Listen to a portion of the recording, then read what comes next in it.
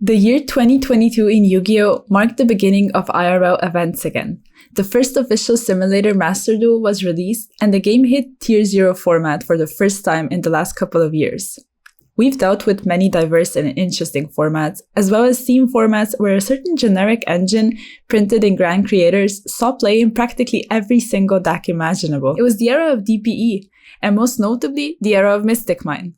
Let's break down the year together. We're going to go over top decks for each month, as well as product releases, and most important cards from those sets. We're going to be taking a look at events and the winners, as well as the deck they piloted, and of course, we can't round the video off without mentioning some interesting events and controversies taking place this year. Starting off with January, the format was largely the same as in December. We haven't had a ban list yet, and the most dominant decks were Bird Up or Lyrilusc Shy Brigade, making insane boards and abusing Simorgh, Bird of Sovereignty, to bring out floodgates, disruptions, or follow-up from the deck in the end phase. Drytron with Eva, Sorso with Protoss, and there was of course Imperial Order, which really turned out to be the bane of existence of almost every single player. Most of the top decks ran it, and since it was limited, it became this sacky, awful card, and by the end of January, the community was unanimous that it needs to be addressed on the next ban list. It was also the month of event cancellations, with IRL YCSs taking place remotely instead due to COVID. NA Remote Duel YCS was won by Kamal Crooks with Bird Up, Latin America Remote Duel YCS by Carlos Vergara with IDS, European Remote Duel YCS replaced Utrecht and was won by Simon He with Sorso. As mentioned, we were in serious need for a ban list, which came out at the end of January. With hits to Eva, Imperial Order, Simorgh, and Protoss, the top decks were put in check. Fairy Tail Snow came back from the ban list, and it turned out to be a huge problem by the middle of the year, and ended up being banned on the October ban list. Destrudo came back as well, and Rosado Starling was put to 1 to further damage Bird Up. Pot of Desires went to 1 as well, which came as a bit of a surprise but was a necessary hit to tone down the consistency of some decks. Fusion Destiny got semi-limited, but with Verte Anaconda still in the format, it didn't make much of a difference. Danger Nessie got unlimited, foreshadowing the domination of Danger Tearlaments towards the end of the year. Skill Drain got unlimited, and some people still have issues with that to this day, as well as Emergency Teleport as support for one of the newly introduced decks from January's set, the Grand Creators. The set introduced Punk, Exosister, and the Adventure Token engine, with the latter being one of the most impactful engines in recent years. With it being fairly generic, it could be utilized in many different strategies as a way of protecting your place with the negate of Griffin Rider, and extending your place with the help of the engine, which was mostly abused in so-called base decks, which formed soon after the engine's release. Punk was one of the archetypes which felt a little slept on when it first came out, but with the unlimiting of Emergency Teleport, the engine became a must in the aforementioned base decks, Adventure Punk Synchro decks, and even Tearlaments later in the year, as it provided a one-card combo to get to Chaos Ruler, the Chaotic Magical Dragon, and Kreiston Haki Fibrex. Exosister, the last deck from the set, is still seeing play to this day, as it's a good counter to the current top strategy with its ability of utilizing cards like Dimension Shifter and Necro Valley. The month of January was also a very important one from the perspective of the game as a whole, because the first official duel simulator called Master Duel was released. Master Duel provides space to play the game online, learn about the basics of Yu-Gi-Oh!, explore lore, climb the ranked ladder, and many more things. It has its own ban list, which some people find unappealing, as it's not the proper depiction of the competitive game in the TCG and OCG territories.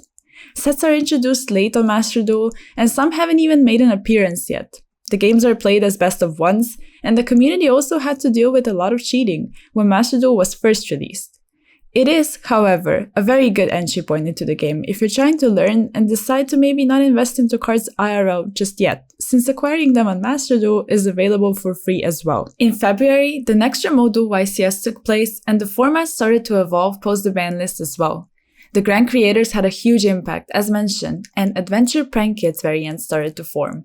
With the help of chain blocking with Fateful Adventure, you make sure your first Prank Kid effect will go through, which used to be the choke point of the deck. You also have a negate to protect you from cards like Nibiru. Shy Brigade still saw play, as well as Sorso, which only lost Protoss. There was Dragon Link playing the Adventure engine, as well as the so-called base deck, a synchro combo deck utilizing the Adventure Token engine, Destroyer Phoenix Enforcer, and even Artifact Scythe. Other decks include Invoke Dogmatic Ashadal, Drytron, Virtual World with the Adventure Token engine and without it, Eldritch, Sky Striker, Adventure Phantom Knights, and Fluanderees. The latter got a significant boost with the release of a quick play spell card from Battles of Chaos, the first core set of the year. The set introduced Illusion of Chaos, an important ritual monster for the base deck which started to use the Illusion of Chaos and Magician Souls engine as well. One of the best links of the last couple of years was released in there as well. Dark, the Dark Charmer Gloomy. Other notable cards from the set include Guardian Chimera and Sorso Chijing Longyan. Another product got released in February, which was OTS Pack 18 with Divine Arsenal AA Zeus Sky Thunder, Dogmatica Ecclesia the Virtuous, and Fusion Destiny as ultimate rares. There was also an event taking place instead of one of the planned real-life YCSs, and the diversity in Top Cut was astounding. There were many decks running the Adventure engine though, which some people had a problem with, and even called for the engine to be hit on the next ban list. The event was won by Paul Aronson, piloting the previously talked about base deck. The month of March was fairly uneventful, with decks establishing themselves even more in the format.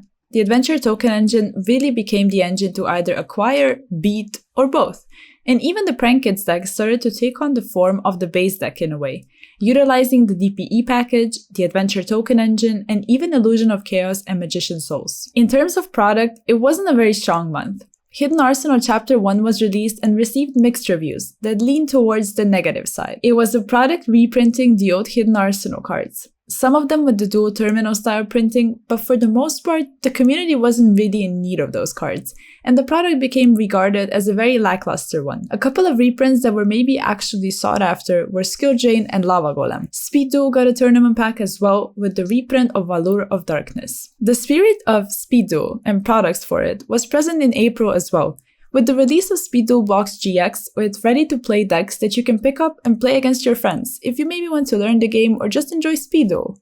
However, the competitive sphere got a treat as well. Alba Strike Structure Deck, widely regarded as the best structure deck of this year. It introduced the branded strategy, which started to see play together with Despia, an archetype from Dawn of Majesty, and a couple much-needed reprints, such as Pot of Extravagance and Dark Ruler No More. Branded Despia quickly became a very strong deck, giving Prank Kids a run for their money. A couple of the most dominant decks of that month included Adventure Token Prank Kids, Branded Despia, Sword Soul, Sky Striker, Cyberse Eldritch, Adventure Dragon Link, Adventure Virtual World, and Fluanderees, with a lot of them having decent showing at the events of April 2022. YCS Charlotte took place, with Elijah Green winning with Adventure Prank Kids. YCS Colombia was won by Chris Lofton with Branded Despia, and YCS Guadalajara by Andres Torres with the same deck. With the month of May, Nat season started to slowly approach. Prank Kids were still among the best decks, but started to feel as though they might be falling off a bit, since Branded Despia was that overwhelming. It didn't really struggle against Prank Kids Battle Butler, was great at going second, and highly consistent as well. Therefore, a big surprise came when the ban list dropped in May, and Prank Kids Meow Meow Moo was banned, rendering Adventure Prank Kids practically useless. Two more big hits happened, with the banning of Predaplant Verte Anaconda and Mecha Phantom Beast Auroradon, with both of them being an unhealthy evil in the game at that point in time. The community was done with DPE, and Swords still making insane boards, and the ban list answered that. With all of that being said, however, the banned cards probably weren't the most important part of the ban list for once. To everybody's shock, Change of Heart and Yatagarasu came back from the ban list, and none of them saw much play ever since. Yatagarasu wasn't used in any of the top strategies for the entire year, and it almost makes zero sense for it to come off the ban list, since it's probably one of, if not the most important card in connection to the ban list itself. Change of Heart saw some play and success in strategies later in the year, utilizing so-called power spells for going second instead of hand traps. Overall, there was a lot of talk about which of those two to use when building your deck, because the format was so diverse and unpredictable that you couldn't really know for sure what to rely and count on when it comes to your tech cards. Taking a wider look at the actual decks though, probably the most relevant difference was the annihilation of Adventure Prank Kids, with no other top decks taking major hits. The top cut breakdown on YCS Hartford pretty much says it all. The YCS was won by Po Jang with Sky Striker, and with that we reached the first controversy we're going to be discussing: Mystic Mine. It became apparent how much of an issue the card is some time back. However, in the year 2022, a lot of event-winning deck lists utilized this card to achieve the win. And by the end of the year, the community was sick and tired of dealing with such an oppressive card. Mystic Mine completely stopped Branded Despia. Since the deck didn't run a main deck out, So it was a really good meta call for the event, and not to mention how well it paired up with decks like Sky Striker, Altergeist, Rika, Eldritch, etc. The Mystic Mine problem was looming over the community for more months to come. The month of May gave us 2 sets as well. Another core set, Dimension Force, as well as a reprint set, Ghost from the Past, the second Haunting. Dimension Force introduced a new card for the adventure token strategy called Illegal Knight, as well as a new archetype by the name of Therian, a new lore protagonist, Visa Starfrost, punk support in Punk Deer Note, a very strong link for Pendulum called Beyond the Pendulum, and a very interesting synchro monster, Psychic and Punisher. Ghost from the Past introduced new Ghost Rare printings for certain cards. A couple issues arise with the clumping of Ghost Rares. There were, however, decent reprints in the set, with Aluber the Gesture of Despia, Crystron Halki Fibrex, and newly released cards Boro End Dragon and Deco Talker Heatsoul. With the month of May slowly transitioning into June, many national championships took place and a lot of different decks saw tops, wins, and overall success. It really was the time of diversity in the game, with many decks being on almost the same power level, or at least being able to compete with the top strategies due to cards those decks utilized to beat the meta. You had to be prepared for everything. Things and decks you maybe had no idea even existed, and that was the environment some of the most important championships started to take place in. NAWCQ took place in July, European WCQ in August, and the Oceanics Championship in September. But Central America and South America held their championships in June. The Central American was won by Alain Munoz Godinez with Flunder, and the South American by Hernan Bravo with Branded Eldritch. It was also time for another OTS pack, and OTS Pack 19 introduced ultimate rares in the form of Skill Drain, Water Enchantress of the Temple, and Fallen of Albas. The set wasn't the only one released in June, however. We also got a Legendary Duelist set. It gave much needed support to the Marinza strategy, which started to see some success later down the line, as well as a reprint of Forbidden Droplet. As we already mentioned, the next big event was the NAWCQ in July, which not only gave us a champion in Hansel Aguero with Sword Soul, but hours of waiting in line to check into the venue, as well as a fire scare because on top of all the waiting, a fire alarm was pulled. There was still a lot of diversity present in the format. However, Branded Despia and the new form of the base deck, Punk Adventure Synchro, were the top 2 decks at the event. A month, of course, almost cannot pass without some product release. And the product we got was Legendary Duelist Season 3, a reprint set with colored name ultra rares, and a much-needed Magician's Souls reprint. It wasn't regarded as a particularly good set by the community though, as it was lacking meaningful reprints. With NAWCQ and an underwhelming reprint set now behind us, Yu-Gi-Oh! Players turned their attention to the upcoming European WCQ, which was going to be very important. Not only because of the scale of the event, but because of which set was going to be legal for it. Insert Power of the Elements, an insanely anticipated set which defined the OCG meta for months prior with dominant strategies in the form of Tearlaments, a deck focused on fusion summoning when the archetype monsters are sent to the graveyard by card effect, and Sprite, a deck consisting of level 2 monsters in which everything is revolving around those levels, ranks, and link ratings to build boards of 2 totally awesome negates, a non-targeting banish, and a whole bunch of follow-up. With the European Championship being the first event with Power of the Elements legal, all eyes were on it, and the winner played Rika. Not Tearlaments, not Sprite, Rika, a deck that sort of flew under the radar with combos that might have seemed a bit complicated to uneducated opponents who weren't ready for it. Pair that up with a skillful pilot in Marcus Patel, Mystic Mine, Rivalry of Warlords, and a built-in Mystic Mine out in the form of Rika Glamour, and you have a winning deck on hands. Even though none of the Pod decks managed to win, we still got a very decent idea of what those 2 decks are going to be looking like moving forward. And it became apparent that the format is indeed drastically changing. By that point in time, we haven't had a ban list in about 3 months, but the set was so impactful we didn't even need one. Immediately, many people jumped to Tier and Sprite and left older decks behind. Branded Despia fell off, as well as Sword Soul, and there was very little diversity compared to the format a couple months back. Sadly, this threw a lot of people off, who even left the game due to the format being too unhealthy and unfair to other strategies in their eyes. We truly were fast approaching the Tier 0 format.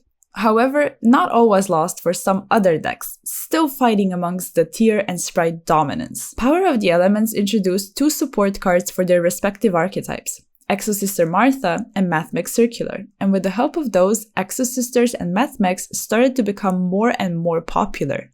The anti-meta strategy which quickly became meta as well with how many people started to run the deck, was Flu Under Ease. With its ability to run Dimension Shifter and build good enough boards with Wind Barrier, Statue, and Disruptions, it was the deck to use against the top contenders, mostly tier lemons, which are a very graveyard-reliant strategy. With all that being said, Flunder wasn't the only counter strategy in the format. YCS Rio de Janeiro took place and was won by João Paulo Cavalcante Lima, with a Mystic Mine burn strategy. Needless to say, the community went wild.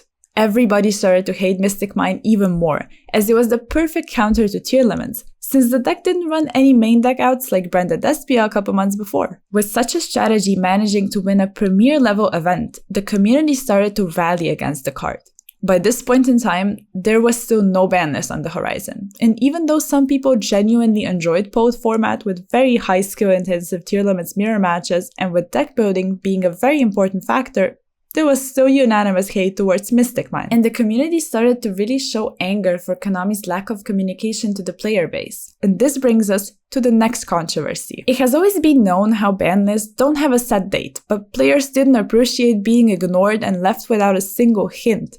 Events were coming up and we didn't even know what ban lists we're going to be playing under. By the end of the year, the communication thankfully became better, with the company actually releasing an article explaining the reasonings for some of the hits on the Winter Forbidden and Limited list. But not to get ahead of ourselves, we are still in the month of August, and there is one more product release to discuss. Tactical Masters is a side set which introduced 3 new strategies to the game. Runic, a quick play spell card based strategy which saw success together with Sprite for the most part and is still viable. Labyrinth, a normal trap based strategy which might become better in the upcoming months when it receives support from the first core set of the year 2023 Photon Hypernova, and a pendulum strategy called Valence, which hasn't had any competitive success or impact on the game as of yet.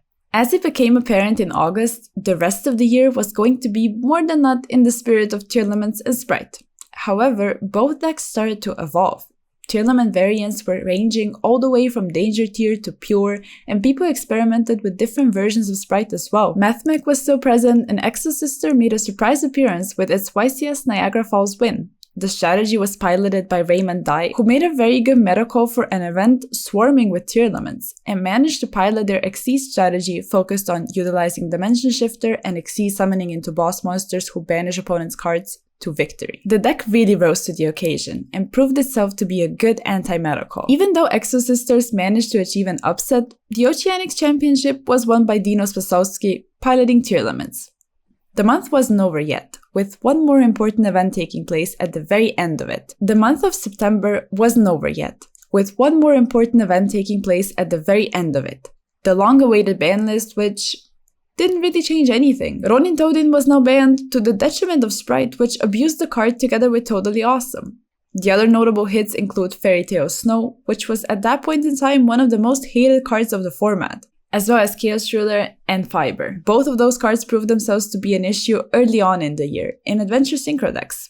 But with the release of Power of the Elements, those strategies just fell off naturally and sustained no hits. So when Tier rose to prominence, the deck started to abuse the Punk engine to have easy access to Chaos Ruler, mill cards, and hopefully hit Tier cards to trigger their effects and perform fusion summoning, then going into Halki 5 Rex and continuing with the plays. The so-called unfair part of the top strategies seemed to be addressed, and even though some players were of the opinion the hits were too light, the truth was, the decks just came out, so they weren't going to suffer any hits just yet. There was another problem, however. A problem the community had to face together. Mystic Mine was still legal. Unlimited, untouched. And slowly but surely, players just got used to it, realized it wasn't going to be addressed, and decided to live with it. As much as it was hated, it did become a fairly good counter to Tier, and it pushed some strategies much further than what they would be able to do without a card like that. September was important. Not only because of the ban list, but in terms of product releases as well. One of the most anticipated sets of the year are always the Megatins, and this year's didn't disappoint. Pot of Prosperity received a reprint, as well as some of the Branded Despia and Jaichon cards, making the strategies much more accessible, not to mention reprints of staples such as Lightning Storm, Small World, Forbidden Droplet, the Ghost Sisters, Nibiru the Primal Being, Dark Ruler No More, and so on. Another product released in September was Speed Duel Tournament Pack 4. and structure deck Legend of the Crystal Beasts, which gave a fan-favorite archetype new support and made it much more competitive and an actual viable strategy against the top deck, since it's able to abuse Necro Valley and spam out bodies to make rank 4 Xyz monsters such as the Beast Dweller. It also gave us a much-needed reprint of Ash Blossom and Joyous Spring, as well as Dimension Shifter. We mentioned the evolution of building Tearlaments and Sprite, and the latter saw great success in October with the addition of the Runic Engine, and YCS Utrecht was won by Joshua Schmidt piloting the strategy. October was overall a month of changes when it comes to how the top decks were built, because another core set was released. Darkwing Blast is considered one of the most impactful sets of the year, with the release of support for Tearlaments in the form of Tearlament Rule Kalos, support for Sprite, and indirectly Tear with Sprite Sprint, with an almost staple card at this point in time with Kashtira Fenrir, and with a new archetype which defined Yu-Gi-Oh! Bestios. A strategy consisting of level 6 dragon monsters is a new spin on hand traps, with them being able to act as one on top of special summoning itself and granting a body on the board and further disruption in some of them. Because the archetype was meant to directly counter Tearlaments, some builds adapted a new engine of Branded in High Spirits, Albion the Shrouded Dragon, and in some cases, Blazing Cartesia the Virtuous as well. The engine provides plays without putting bodies on the board, and Bestios can only act as hand traps when the opponent controls monsters, so the engine was a countermeasure to it. The most interesting part of it all is that Bestios can be utilized in the tier deck themselves, so when YCS Minneapolis took place, everybody wanted to see what kinds of builds people are going to come up with, since Darkwing Blast was already legal for the event. The winner, Chris LeBlanc, secured their 4th YCS win with the unusual strategy of Tearlaments and Sprite combined, which was made possible with the inclusion of Sprite Sprint, really tying the archetypes together and providing more disruption to the deck as well as plays if stopped by Dimension Shifter. The release of a core set of such magnitude does not conclude product releases for the month though, as OTS Pack 20 was released with Sky Striker Ace Ray, Aluber the Jester of Despia, and Ghost Reaper and Winter Cherries as ultimates. The last set of the month was the Speed Duel Box, Speed Duel GX, Midterm Paradox with pre-constructed decks. The year was slowly coming to an end. However, a new foe was on the horizon. Mere weeks after the release of Darkwing Blast, a reprint set called Magnificent Mavens dropped, and it really set the standards high for the sets of the upcoming year. On top of a lot of sought-after reprints that included the likes of Triple Tactics Talent, Lightning Storm, Infinite Impermanence, Totally Awesome, Sword Soul cards, and an insane new rarity called the Pharaoh's Rare, the set introduced what players started to call Ishizu cards, or Ishizu support. 4 level 4 Earth Fairy monsters based on the Duel Monsters character Ishizu Ishtar's monsters in their new and improved forms. Again, we knew what was coming. In the OCG, the Ishizu cards started to see play together with the Tearlaments deck, as the monsters provided level 4 bodies which Tear can abuse for Xyz plays. A Beast Dweller specifically is a very strong card in the mirror match.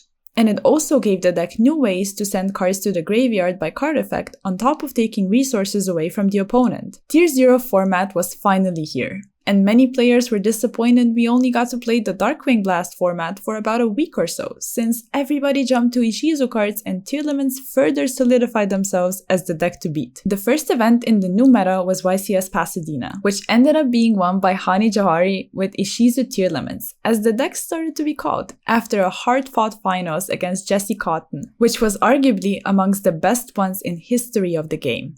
Jesse lost, but managed to win YCS Costa Rica, piloting Ishizu Tearlaments as well. In the same fashion, Vincenzo Orofino won YCS Dortmund with the same strategy. Just as Ishizu Tier became the top deck, many decks fell off even harder. Due to Bestios and their ability to act as hand traps against light or dark monsters, many light and dark attribute reliant strategies just couldn't compete anymore, and decks like Eldritch, Drytron, and Mathmech were nowhere to be seen. On the other hand, Sprite, Exosister, and Flunder fought against Tearlaments, and even Branded Despia started to see more success with the inclusion of Bistio cards. Magnificent Mavens wasn't the only product released in November though. A last impactful reprint set dropped as well, called Battles of Legend Crystal Revenge. With the Crystal Beast structure deck released in September, this set tied together with it perfectly, providing Crystal Beast reprints and even advanced Crystal Beast cards. Some of the best reprints in the set include Blackwing cards for Edison players, Axis Code Talker, Borreload Savage Dragon, Toon cards, and Starlight Rare Exodia pieces. The set didn't have a meta impact though, and we did need something to shake things up again.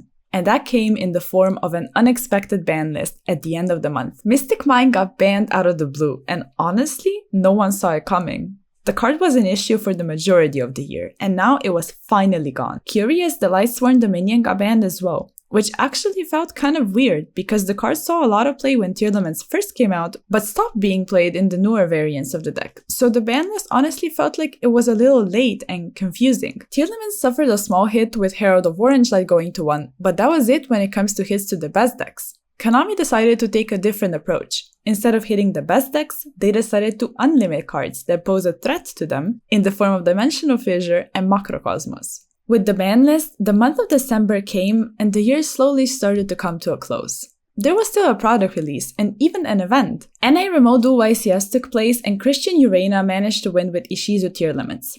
As for the product, to round the year off, we got a structure deck called Structure Deck Dark World, which introduced support to the Dark World archetype, and as much as the deck seems interesting, it kind of feels like it was released at a bad time, with such a dominant deck running the meta right now that some less powerful decks might not even have a chance, at least right now. Notable reprints from the structure deck were Skill Drain, Danger Tsushinoko, and Paleozoic Deinonymiscus. And with all that, the year 2022 came to an end.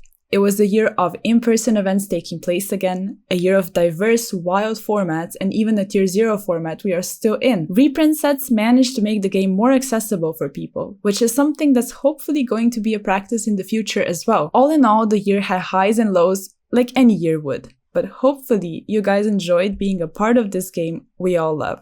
Thank you for watching.